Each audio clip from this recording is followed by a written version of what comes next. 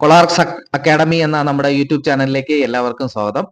ഇന്ന് കേരള അക്കൗണ്ട് കോഡിന്റെ പേപ്പർ 4 ആയ ട്രഷറി കോഡിന്റെ വീഡിയോ സീരീസ് നമ്മൾ ഓൾറെഡി അപ്ലോഡ് ചെയ്തിട്ടുണ്ട്. അതിലെ ഫസ്റ്റ് വീഡിയോ ക്ലാസ്സുമായി ബന്ധപ്പെട്ട പ്രീവിയസ് ക്വസ്റ്റ്യൻ പേപ്പറിന്റെ അനാലിസിസ് ആണ് ഈ വീഡിയോ.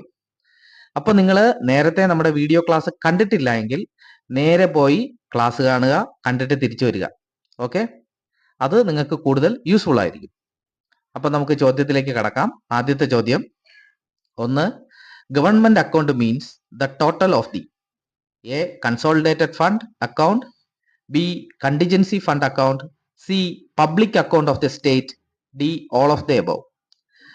നമ്മൾ നേരത്തെ തന്നെ പഠിച്ചിട്ടുണ്ട്. സെക്ഷൻ 2 ഡെഫിനിഷൻസ് പഠിക്കുന്ന സമയത്ത് നമ്മൾ പഠിച്ചിട്ടുണ്ട്. ഒരു ഗവൺമെന്റ് അക്കൗണ്ട് എന്ന് പറഞ്ഞാൽ കൺസോളിഡേറ്റഡ് ഫണ്ടിന്റെയും കണ്ടിജൻസി ഫണ്ടിന്റെയും പബ്ലിക് അക്കൗണ്ടിന്റെയും ആകെ ടോട്ടൽ ആണ് ഗവൺമെന്റ് അക്കൗണ്ട് എന്ന് പറയുന്നത്. അതുകൊണ്ട് തന്നെ ഇവിടെ ആൻസർ എന്ന് പറയുന്നത് ആൻസർ ഓപ്ഷൻ ഡി ആണ് ശരിയായ ഉത്തരം. ഓക്കെ, അടുത്ത് നമുക്ക് രണ്ടാമത്തെ ചോദ്യത്തിലേക്ക് കടക്കാം. രണ്ടാമത്തെ ചോദ്യം എന്ന് പറയുന്നത്, the rules in the Kerala treasury code came into force with effect from. Option എന്ന് പറയുന്നത് option A 1/11/1956, option B 15/8/1947, option C 1/7/1963, option D 26/1/1950. നമ്മൾ ട്രഷറി കോഡിന്റെ ആമുഖം പറയുന്ന സമയത്ത് പറഞ്ഞിട്ടുണ്ടായിരുന്നു, ഏത് റൂൾ എടുത്ത് നോക്കിയാലും അത് എന്നാണ് നിലവിൽ വരുന്നതെന്നും അതുപോലെ തന്നെ ആ റൂളിന്റെ കൃത്യമായ പേരും ബന്ധപ്പെട്ട റൂളിന്റെ സെക്ഷൻ 1 കൊടുത്തിട്ടുണ്ടാവും എന്ന് ഞാൻ കഴിഞ്ഞ ക്ലാസ്സിൽ നമ്മൾ പഠിച്ചിട്ടുണ്ടായിരുന്നു. അപ്പോൾ ഇവിടുത്തെ ചോദ്യം, കേരള ട്രഷറി കോഡ് എന്നാണ്, ഏത് തീയതിയിലാണ് നിലവിൽ വന്നത് എന്നാണ് ചോദ്യം. അപ്പോ നമ്മൾ നേരെ, നമുക്ക് ഡേറ്റ് ഓർമ്മയില്ലെങ്കിൽ നമ്മൾ നേരെ പോവുക, ട്രഷറി കോഡിന്റെ വോളിയം 1 എടുക്കുക, അതിന്റെ സെക്ഷൻ 1 എടുത്ത് നോക്കുക. അപ്പോ ട്രഷറി കോഡ് നിലവിൽ വന്ന ഡേറ്റ് നമുക്ക് അവിടെ കാണാൻ പറ്റും. അതായത് അപ്പൊ നമുക്കറിയാം 1/7/1963 കേരള ട്രഷറി കോഡ് നിലവിൽ വന്നത്. അപ്പോൾ ഇവിടുത്തെ ആൻസർ എന്ന് പറയുന്നത് ഓപ്ഷൻ സി ആണ്. ഓക്കെ, ഇനി നമുക്ക് അടുത്ത ചോദ്യത്തിലേക്ക് പോവാം. A person or party to whom a draft is granted is called. ഒരു ഡ്രാഫ്റ്റ് അനുവദിച്ച വ്യക്തിയെ അല്ലെങ്കിൽ പാർട്ടിയെ എന്ത് വിളിക്കുന്നു എന്നുള്ളതാണ് ചോദ്യം. നമ്മൾ ചെക്ക് പഠിച്ച സമയത്ത് പറഞ്ഞു 4 ടേംസാണ് നമ്മൾ പഠിച്ചത്: ഡ്രോയർ, ഡ്രോയി, പേയി, റെമിറ്റർ. ഓക്കെ, ഇതില് ഞാൻ പറഞ്ഞു, നമ്മൾ ഒരു ബാങ്കിൽ പോകുന്നു, അല്ലെ സപ്പോസ് HDFC ബാങ്കിലേക്ക് പോകുന്നു, അവിടെ 10,000 രൂപ ഇട്ടു, നമ്മളൊരു ചെക്ക് ബുക്ക് വാങ്ങി നിങ്ങൾ നിങ്ങളുടെ കയ്യിൽ വെക്കുന്നു. അതിനുശേഷം എനിക്ക് ഒരു 1000 രൂപ നിങ്ങൾ എനിക്ക് ചെക്കായിട്ട് തരുന്നു. അപ്പോൾ ഇവിടെ ഡ്രോയർ എന്ന് പറയുന്നത്, ചെക്ക് ആരുടെ ചെക്കാണോ അവരാണ് ഡ്രോയർ, അതായത് നിങ്ങളാണ് ഡ്രോയർ. അതുപോലെ തന്നെ ഏത് ബാങ്കിന്റെ ചെക്കാണോ നിങ്ങളുടെ കയ്യിലിരിക്കുന്നത് അവരാണ് ഡ്രോയി, അതായത് ബാങ്ക് അല്ലെങ്കിൽ ട്രഷറി ആയിരിക്കും ഡ്രോയി എന്ന് പറയുന്നത്. ഇപ്പൊ ചെക്ക് എനിക്കാണ് 1000 രൂപയുടെ ചെക്ക് എനിക്കാണ് എഴുതി തന്നത്, ഞാനാണ് ആ ചെക്ക് മാറിയെടുക്കുന്നത്, അതുകൊണ്ട് ഞാനാണ് പേയി. അപ്പോൾ നമ്മൾ അവിടെ പറഞ്ഞു, നമ്മൾ ഒരു ടേമും കൂടെ ഉണ്ട്, റെമിറ്റർ എന്ന് പറയുന്ന ടേം ഉണ്ട്. അവിടെ ഞാനൊരു കീവേഡ് പറയും, അത് വെച്ച് നിങ്ങൾക്ക് വളരെ ഈസി ആയിട്ട് ഇതിന്റെ ആൻസർ കണ്ടെത്താം എന്ന് ഞാൻ പറഞ്ഞിരുന്നു. ഇതാണ് ആ ചോദ്യം. Okay, a person or party to whom a draft is granted is called എന്ന് ചോദിച്ചാൽ, ഗ്രാൻഡഡ് എന്ന് പറയുന്ന വേർഡ് വരുന്ന ഒരു കീവേഡ് കണ്ടില്ലേ, ഗ്രാൻഡഡ് ഈസ് കോൾഡ് റെമിറ്റർ.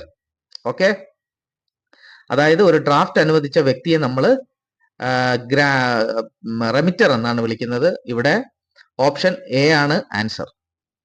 ഓക്കെ, മനസ്സിലായില്ലേ? അപ്പോൾ ഇങ്ങനെ ഒരു ക്വസ്റ്റ്യൻ, അതായത് നമ്മുടെ ചെക്കുമായി ബന്ധപ്പെട്ട് ഓപ്ഷനിൽ റെമിറ്റർ, ഡ്രോയി, ഡ്രോയർ, പേയ്, ഇതാണ് ഈ 4 ഓപ്ഷൻസ് വരികയും ക്വസ്റ്റ്യനിൽ ഗ്രാൻഡഡ് എന്ന് പറയുന്ന കീവേഡ് വരികയും ചെയ്താൽ നിങ്ങൾ വേറൊന്നും വായിക്കേണ്ട, നേരെ പോവാ ഓപ്ഷൻ റെമിറ്റർ എന്ന് പറയുന്ന ഓപ്ഷൻ ഏതാണോ അത് ആൻസർ ആയിട്ട് ചൂസ് ചെയ്യുക. ഓക്കെ, നമുക്കിനി അടുത്ത ചോദ്യം നോക്കാം. The person to whom draft is payable is called. അപ്പൊ ഞാൻ നേരത്തെ പറഞ്ഞ എക്സാമ്പിൾ നിങ്ങളുടെ മനസ്സിലുണ്ടെന്ന് ഞാൻ വിചാരിക്കുന്നു. ഡ്രാഫ്റ്റ് മാറി നൽകേണ്ട വ്യക്തിയെ എന്ത് വിളിക്കുന്നു എന്നുള്ളതാണ്.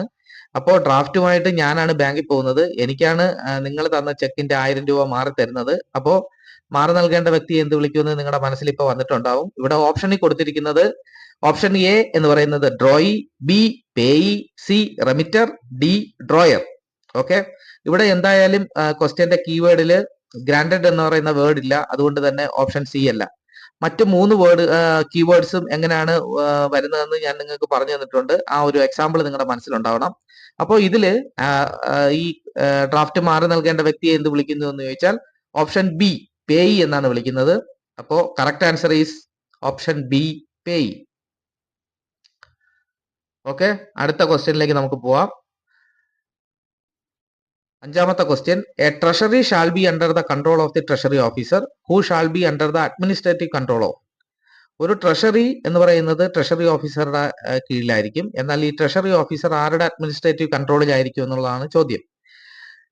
ഇവിടെ ഓപ്ഷൻ കൊടുത്തിരിക്കുന്നത് ഓപ്ഷൻ എ എന്ന് പറയുന്നത് accountant general, option B the director of treasuries, option C finance department, option D the chief controller of treasuries.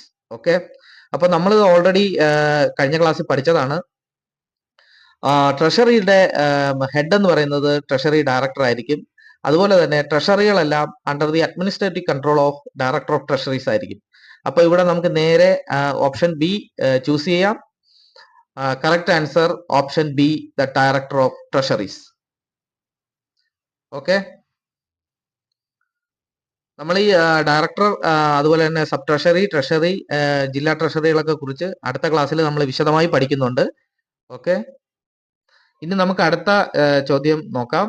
The agreement between Government of Kerala and RBI regarding deposit of money in the approved bank was signed in. അതായത് government അക്കൗണ്ടുകളുടെ deposit ബാങ്കിൽ സൂക്ഷിക്കുന്നതുമായി ബന്ധപ്പെട്ട് ഞാൻ നിങ്ങളോട് പറഞ്ഞിട്ടുണ്ട്. Government നമ്മുടെ article ഭരണഘടനയുടെ article 283(2) പ്രകാരം എല്ലാ സംസ്ഥാന സർക്കാരുകളും അവരുടെ അക്കൗണ്ടുകൾ ട്രഷറിയുമായോ അല്ലെങ്കിൽ ബാങ്കുമായോ ബന്ധപ്പെട്ടാണ് സൂക്ഷിക്കേണ്ടതെന്ന് ഞാൻ പറഞ്ഞിട്ടുണ്ട്.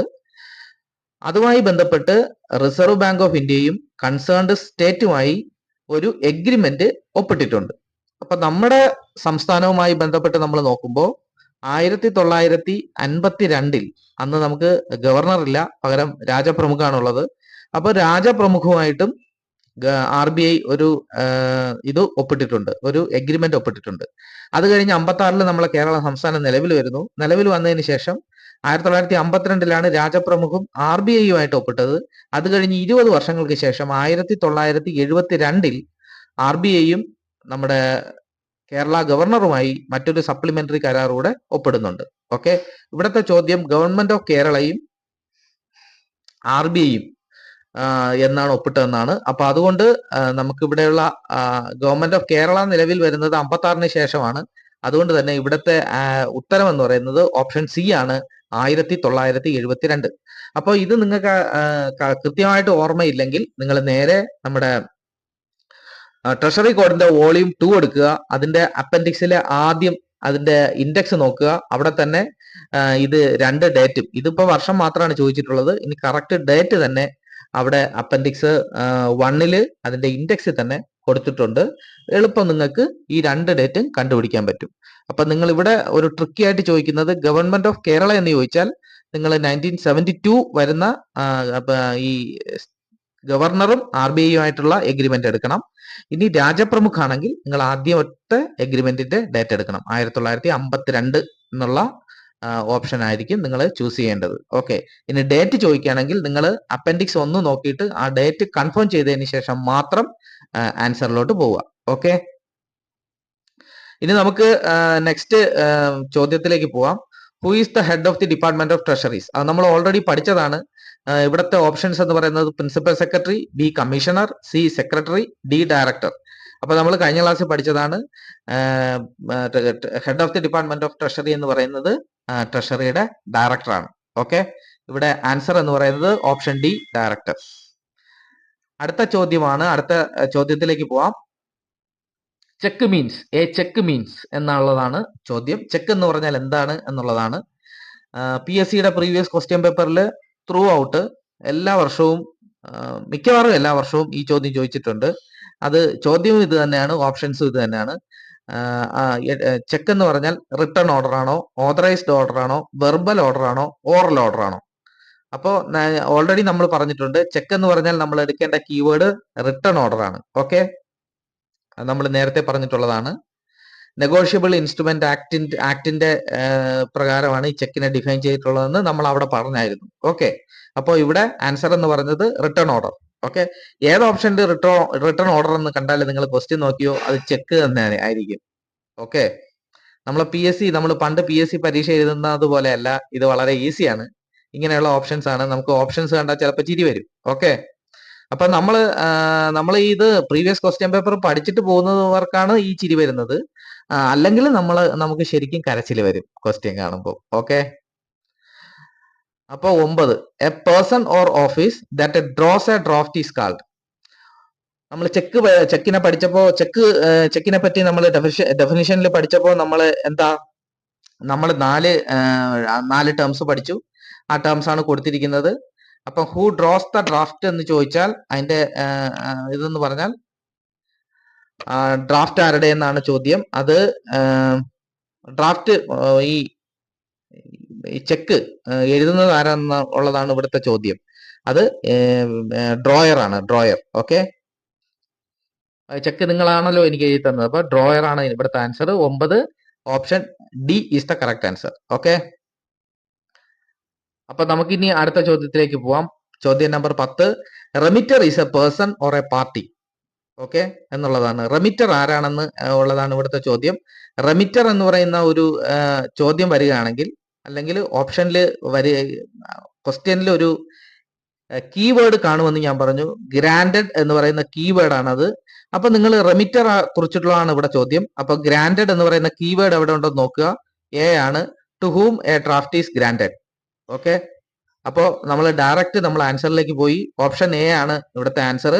ബാക്കി ഓപ്ഷൻസ് നമ്മളിത് പ്രീവിയസ് ക്വസ്റ്റ്യൻ പേപ്പർ നോക്കുന്നതുകൊണ്ട് നമ്മൾ മറ്റ് ഓപ്ഷൻസ് ഒന്നും ഈ ക്വസ്റ്റ്യൻസിൽ നോക്കേണ്ട കാര്യം പോലും ഇല്ല. നേരെ ഡയറക്റ്റ് നമുക്ക് you will take only 2 seconds to solve these questions. Okay, അടുത്ത ചോദ്യം എന്ന് പറയുന്നത് ചോദ്യം നമ്പർ 11 ആണ്. Central treasury is. ഓക്കെ, ഇത് ട്രഷറിയുമായി ബന്ധപ്പെട്ട ഒരു ചോദ്യമാണ്. പക്ഷെ വളരെ സിമ്പിൾ ആയിട്ട് നിങ്ങൾക്ക് ആൻസർ ചെയ്യാൻ പറ്റുന്ന ഒരു ചോദ്യമാണ്. ഇടയ്ക്കിടയ്ക്ക് പി എസ് സി ചോദിക്കാറുണ്ട്, അതുകൊണ്ടാണ് ഞാൻ ഇവിടെ ഉൾപ്പെടുത്തിയത്. ഇതിൽ ഓപ്ഷൻ എന്ന് പറഞ്ഞാൽ a treasury under the control of other states. Option B, A treasury not under the control of any state of India. Okay, option C എന്ന് പറയുന്നത് a treasury situated at the state headquarters. Okay, D എന്ന് പറഞ്ഞാൽ none of this. അപ്പോൾ central treasury എന്ന് പറഞ്ഞാൽ സ്റ്റേറ്റിന്റെ കൺട്രോളിൽ അല്ലാത്ത ട്രഷറികളെയാണ് നമ്മൾ സെൻട്രൽ ട്രഷറി എന്ന് പറയുന്നത്. അപ്പൊ ഇവിടുത്തെ ഓപ്ഷൻ എന്ന് പറഞ്ഞാൽ option B, A treasury not under the control of any state of India. അതാണ് ഇവിടുത്തെ ഓപ്ഷൻ എന്ന് പറയുന്നത്. Option B is the correct answer. Okay, അടുത്ത ചോദ്യത്തിലേക്ക് പോവാം. ചോദ്യം 12, treasury cheque are printed at. Okay, ട്രഷറിയുടെ ചെക്കുകൾ എവിടെയാണ് പ്രിന്റ് ചെയ്യുന്നത് എന്നുള്ളതാണ് നമുക്ക് ഇവിടുത്തെ ചോദ്യം. അവിടുത്തെ ഓപ്ഷൻസ് തന്നിരിക്കുന്നത് private press, B government press, C director of treasuries, D government office. അപ്പൊ ഇവിടുത്തെ ആൻസർ നിങ്ങൾക്ക് തന്നെ മനസ്സിൽ വന്നിട്ടുണ്ടാവും, government press. Answer is option B, government press. Okay, നിങ്ങൾക്ക് ഇതെല്ലാം മനസ്സിലാവുന്നുണ്ടെന്ന് ഞാൻ വിചാരിക്കുകയാണ്. അടുത്ത് നമുക്ക് ചോദ്യം 13ലേക്ക് കടക്കാം. Okay, a treasury cheque is valid only for dash months. Option A 3 months, option B 4 months, option C 5 months, option D 10 months. Okay, നമുക്കറിയാം മിക്കവാറും എല്ലാ ചെക്കുകളുടെ എല്ലാം വാലിഡിറ്റി പീരീഡ് എന്ന് പറഞ്ഞാൽ 3 മാസമാണ്. അതുകൊണ്ട് ഇവിടുത്തെ ആൻസറും അത് തന്നെയാണ്. ഓപ്ഷൻ എ 3 months ആണ് കറക്റ്റ് ആൻസർ. ഓക്കെ, അടുത്ത ചോദ്യത്തിലേക്ക് പോവാം. 14ാമത്തെ ചോദ്യമാണ്. The negotiable instrument act came into force in the year. Okay, നമ്മൾ ചെക്കിനെ പറ്റി പഠിച്ചപ്പോഴാണ് നമ്മൾ ഇത് പഠിച്ചത്. ചെക്കിനെ പറ്റി പഠിച്ചപ്പോൾ നമ്മൾ പറഞ്ഞു നെഗോഷ്യബിൾ 1881 നെഗോഷ്യബിൾ ഇൻസ്ട്രുമെന്റ് ആക്ടിന്റെ സെക്ഷനിലാണ് ഇത് ചെക്കിനെ പറ്റി ഡിഫൈൻ ചെയ്തിട്ടുള്ളത് എന്ന് നമ്മൾ അന്ന് അവിടെ പഠിച്ചു. അതുകൊണ്ട് ഇവിടുത്തെ ഓപ്ഷൻ ആൻസർ ഓപ്ഷൻ എ തന്നെ ഉണ്ട്, 1881. ഓക്കെ, നെഗോഷ്യബിൾ ഇൻസ്ട്രുമെന്റ് ആക്ട് 1881 നിലവിൽ വന്നത്. ഓക്കെ, അടുത്ത് 15ാമത്തെ ചോദ്യമാണ്. Okay, a person or office on which the draft is drawn is called. Okay, ഇവിടെ നമ്മൾ അത് ഓൾറെഡി നമ്മൾ ഒരു എക്സാമ്പിൾ വെച്ച് പഠിച്ച ചോദ്യം തന്നെയാണ്. ഇവിടെ option A drawer, option B payee, option C remitter, D drawing. Okay, ഏത് ഓഫീസിൽ നിന്നാണ് നമ്മൾ ചെക്ക് കൊടുത്ത് കാശ് വാങ്ങുന്നതെന്നാണ് ഇവിടുത്തെ ചോദ്യം. നമുക്കറിയാം ഡ്രോയി ആണ്. ഡ്രോയി ആണ് ട്രഷറി അല്ലെങ്കിൽ ബാങ്ക് ആയിരിക്കും ഡ്രോയി എന്ന് പറയുന്നത്. അപ്പോ ഓപ്ഷൻ ഡി ആണ് ഇവിടുത്തെ ആൻസർ. ഓക്കെ, ഡ്രോയർ എന്ന് പറഞ്ഞാൽ A person who draws the draft ആണ് ഡ്രോയർ. അതായത് ആരുടെ പേരിലാണോ ഈ ചെക്കിന്റെ ഉടമസ്ഥൻ ആരാണോ അയാളാണ് ഈ ഡ്രോയർ എന്ന് പറയുന്നത്. ആർക്കാണോ അയാൾ ചെക്ക് എഴുതി കൊടുത്ത് അയാൾ പൈസ വാങ്ങാൻ ഓതറൈസ് ചെയ്യുന്നത് അയാളാണ് പേയി. ഞാനാണ് പേയി, നിങ്ങളാണ് ഡ്രോയർ. ബാങ്ക് അല്ലെങ്കിൽ ട്രഷറി ആണ് ഡ്രോയി. ഓക്കെ, അപ്പോൾ ഇന്നത്തെ നമ്മൾ പഠിച്ച ടോപ്പിക്കുമായി ബന്ധപ്പെട്ട ചോദ്യങ്ങളെല്ലാം തന്നെ നമ്മൾ കവർ ചെയ്തിട്ടുണ്ട്. ഈ ചോദ്യങ്ങൾ നിങ്ങൾ പലതവണ നിങ്ങൾ കേൾക്കുക, പഠിക്കേണ്ട ആവശ്യമില്ല. നമ്മളൊരു 4-5 തവണ നമ്മളിത് സോൾവ് ചെയ്യുമ്പോൾ നമ്മളെ മനസ്സിൽ അറിയാതെ തന്നെ ഇത് കയറിപ്പോവും. ഓക്കെ, നമ്മൾ പഠിക്കേണ്ട കാര്യമില്ല. പിന്നെ നമുക്ക് നമ്മൾ ഈ ഓപ്ഷൻ കാണുമ്പോൾ നമുക്ക് അറിയാതെ തന്നെ ഈ ഡ്രോയറും പേയും റെമിറ്ററും അതുപോലെ തന്നെ നമ്മൾ നേരത്തെ പഠിച്ച കാര്യങ്ങളെല്ലാം വരും. പിന്നെ നമ്മൾ നേരത്തെ പറഞ്ഞ രാജപ്രമുഖ ഒപ്പിട്ട കാര്യം, അതുപോലെ തന്നെ ട്രഷറി കോഡ് നിലവിൽ വന്ന വർഷം, ഇതെല്ലാം ഞാൻ നേരത്തെ പറഞ്ഞില്ലേ, നിങ്ങൾ പുസ്തകം വാങ്ങിയിട്ട് ഈ ചോദ്യങ്ങൾ വരുമ്പോൾ നിങ്ങൾ ജസ്റ്റ് ഒന്ന് മറിച്ചു നോക്കിയാൽ മാത്രം മതി. മറിച്ച് നോക്കിയാൽ മതി. നമ്മൾ എക്സാം ഹാളിൽ കയറുമ്പോൾ ഓട്ടോമാറ്റിക് ആയിട്ട് നമ്മൾ ഇതെല്ലാം ഇങ്ങനെ ചെയ്തുകൊണ്ടേയിരിക്കും. ഓക്കെ, ഇങ്ങനെ ഒരു ചോദ്യം വരുമ്പോൾ നമ്മൾ ആദ്യം തന്നെ ഇപ്പം വിത്ത് ഇഫക്ട് ഫ്രം എന്ന് ചോദിക്കുമ്പോൾ നമ്മൾ ഓർമ്മയിൽ അഥവാ വന്നില്ലെങ്കിൽ ഓട്ടോമാറ്റിക് ആയിട്ട് തന്നെ നമ്മൾ സെക്ഷൻ 1ലേക്ക് പോയിട്ട് നമ്മൾ കറക്റ്റ് ആൻസർ നോക്കി മാർക്ക് ചെയ്യും. ഓക്കെ, അപ്പോ പ്രീവിയസ് ക്വസ്റ്റ്യൻ പേപ്പർ ഇതുവരെ കഴിഞ്ഞിട്ടുണ്ട്. നമ്മുടെ ചാനൽ ഇതുവരെ സബ്സ്ക്രൈബ് ചെയ്യാത്ത ആൾക്കാരുണ്ടെങ്കിൽ ദയവായി നമ്മുടെ ചാനൽ സബ്സ്ക്രൈബ് ചെയ്യുക, നമ്മളെ സപ്പോർട്ട് ചെയ്യുക. ഓക്കെ, അപ്പോ അടുത്ത ക്ലാസ്സിലേക്ക് നിങ്ങൾ പോയി കാണുക. അത് കഴിഞ്ഞ് അതിന്റെ പ്രീവിയസ് ക്വസ്റ്റ്യൻസ് ചെയ്യുക. അങ്ങനെ നിങ്ങൾ കംപ്ലീറ്റ് ഈ വീഡിയോ സീരീസ് കംപ്ലീറ്റ് ചെയ്യുമ്പോഴേക്കും നിങ്ങൾ ട്രഷറി കോഡിന്റെ ലോവറും ഹയറും വളരെ ഈസി ആയിട്ട് നല്ല മാർക്ക് വാങ്ങി ജയിക്കുന്ന തരത്തിൽ പ്രാപ്തരായിട്ടുണ്ടാവും. So all the best for you and thanks for watching കൊളാർക്സ് അക്കാഡമി.